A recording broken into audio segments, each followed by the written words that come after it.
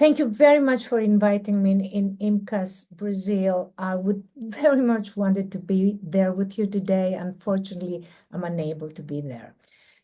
Let's talk about female dynamics and let's uncover and discover the secrets of emotional issues about women. I have no conflicts of interest.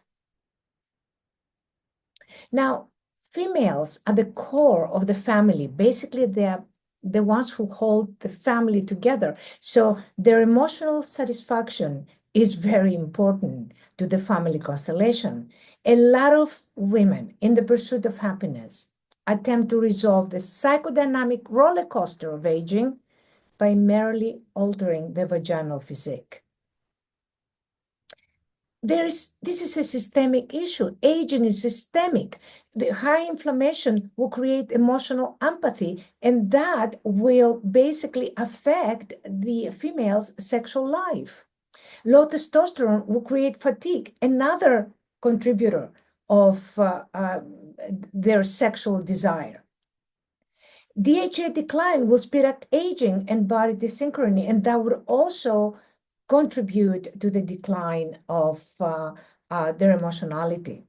So estrogen deficiency is not the only factor that can affect this complex process of vaginal atrophy. There's a lot of articles that can basically indicate that statement.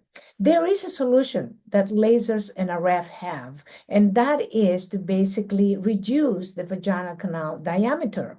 And that basically will have the vagina being more narrow and the male will be satisfied.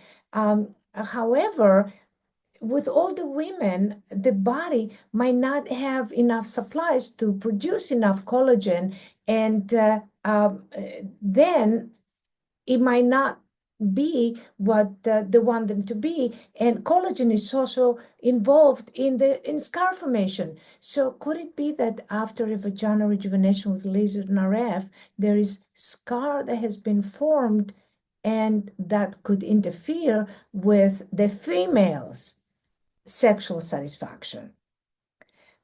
Is laser vaginal rejuvenation designed for men's pleasure at the expense of female dissatisfaction? Let's find out. Now, the collagen miracle is not enough in the first place to kind of rejuvenate any part of the body, including the vagina, because collagen is only one out of hundreds and thousands of proteins in the human body that are necessary to interact to create the proteostasis in order for aging to be delayed. So yes, females will smile and say they're happy, but what's behind the female smile? Let's get into the whirlwind of female emotionality, and it's quite complex, I promise you. We tried to answer this question with research that was published in 3 scientific articles and also in my books that have been translated in 12 languages. What we did is we administered them MPI. It's a psychological instrument with many questions, 406 questions plus, and to 14 menopausal women who had undergone laser or RF vaginal rejuvenation and had high female sexual satisfaction scores. So basically, these females said that they had orgasms, they had satisfaction score was very high, the arousal score was everything seemed to be perfect according to the FSFI. And then when we tried to correlate the FSFI with the MMPI scores, what we found that was the Lie scale was very highly correlated, and depression and hysteria scales were very highly correlated with the FSFI. In other words, when you have a statistically significant correlation between the FSFI and the Lie scale, that means that they were lying. And hysteria and depression were also very highly correlated. What does that mean? There was underlying feelings that these women wanted to hide. That's why they lied and say, yes, I'm satisfied. Because if they said, I'm not satisfied, everybody might suspect that the problem was that, their hysteria or their inherent depression. And they were trying to hide that. So on the outside, they were laughing and being happy and saying that we are, I'm very happy with the procedure, but at the inside, there was depression and hysteria. Now, when it comes to women, nothing is as it seems. I have to say that. For teen menopausal women were also given the FSFI along with the DES, which is a differential emotion scale, and revealed that 98% of the subjects were organized around shame. That is very significant results. So they were afraid to basically disclose their emotions. So in assessing female satisfaction, you cannot use short-term reports like the FSFI, and definitely you cannot use kind of reports that you make up by yourselves, because anybody can see through it, and they can lie. So, and you don't know if the results of what you see on paper is good or not. So men lie more, but women lie better.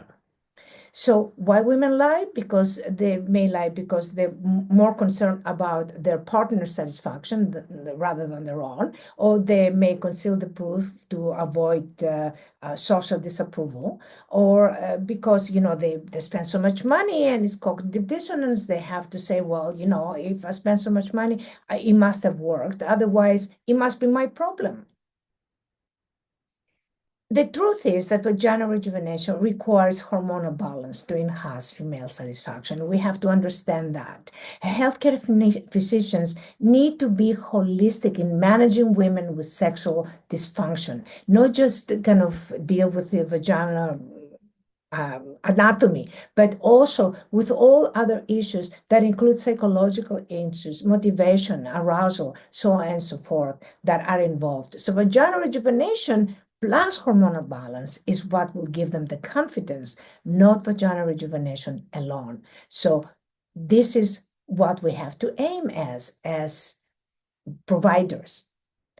Now, studies using the FSFI actually can be easily faked, for one thing, but also sometimes they report results that actually are not significantly significant. So this particular study says reports results of high significance, 0.001, 1 in 1,000 did not get the effect. But when you look at the study, only 85% got the result. That's 0.15, that's not statistically significant. And also 26% of these women were not even physically active. So how would they know?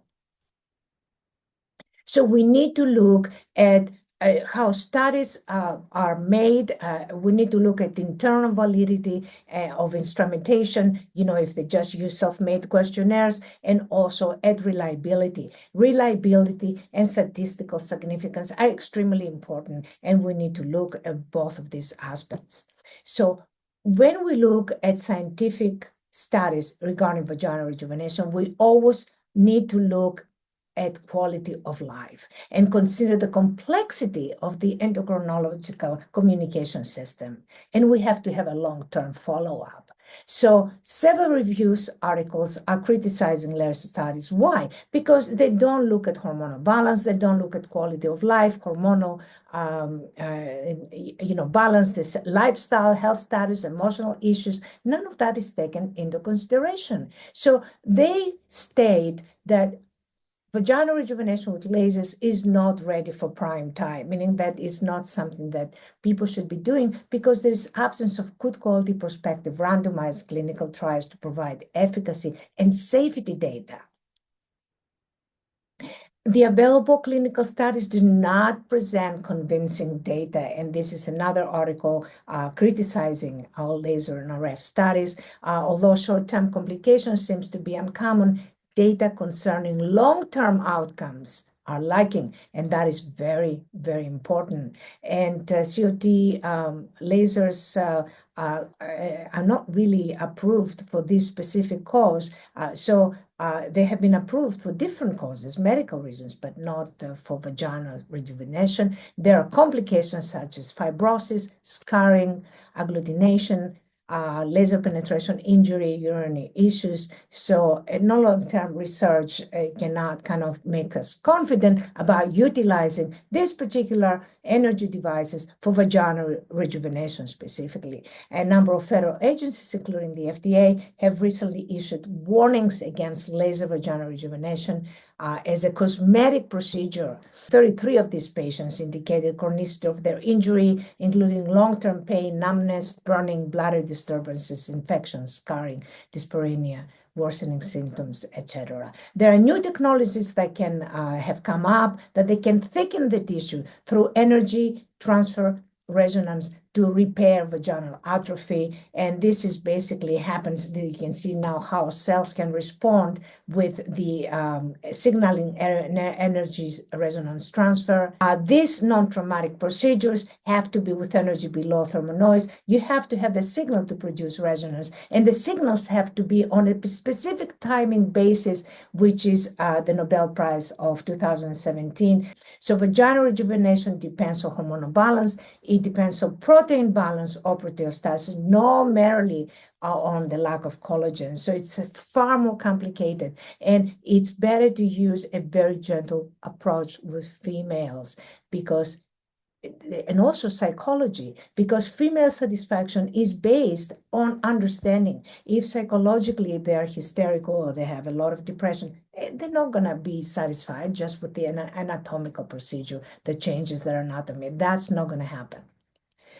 And with this, I would like to thank you so much for your kind attention and for inviting me and allowing me to give this presentation. If you need to get in touch with me, please email me at science@aelius.com. This is my WhatsApp. You can take a picture. Any questions, I will try to answer right away or as soon as I can. Thank you so much for inviting me.